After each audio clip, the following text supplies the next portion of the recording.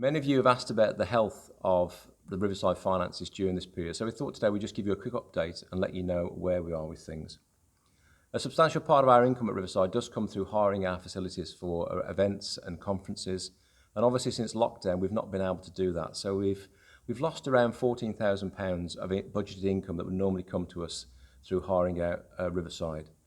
We've also lost around about £25,000 of income that comes through our cafe, because obviously that's been closed since March. So there's been a chunk there of money that normally we'd expect to see coming in, which hasn't come into Riverside.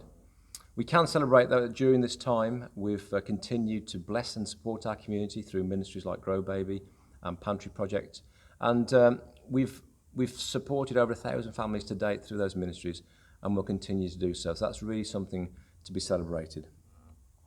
We've also reopened our cafe in a socially distanced way, and we know that this isn't going to make us money. We know that actually it's probably going to cost us to do that, but we think it's the right thing to do to create a place for the church and the community to safely connect during this time. We've been blessed to have a core of committed regular givers at Riverside who've helped us to come this far as a church, and we're really thankful for that.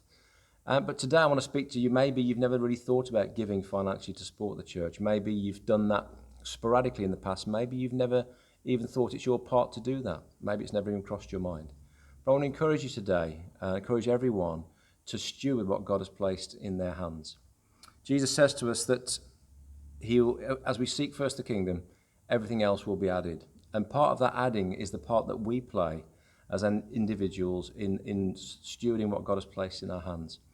We believe that if God has added you to Riverside, has brought you to be part of this family, then he's brought all of you. He's brought your testimony, your gifts, your time, your energy, and your resources. And we each have our part to play in supporting the ministry of the church. The Apostle Paul, in his letter to the Corinthians, he says this, he says, "Set aside money each week in keeping with your income." And there's a call on each one of us to prayerfully consider, God, what do I do with the finances that you've placed in my hands? Do I prayerfully set aside money for ministry and for the ministry of the church?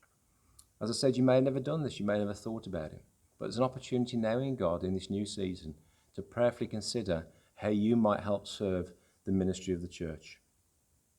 It's very easy to do. We made it very easy for you to give. You can give through the option above, or you can give through our website, or if maybe you prefer to give by cheque, maybe that's the way you've always done it. It's very easy to do that. You can drop it in an envelope, or you can pop it into Riverside. It'll all be gratefully received.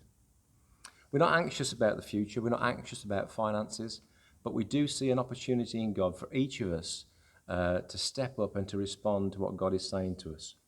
It says this in Hebrews chapter 10, "Let us hold unswervingly to the to the hope we profess, for he who promised is faithful.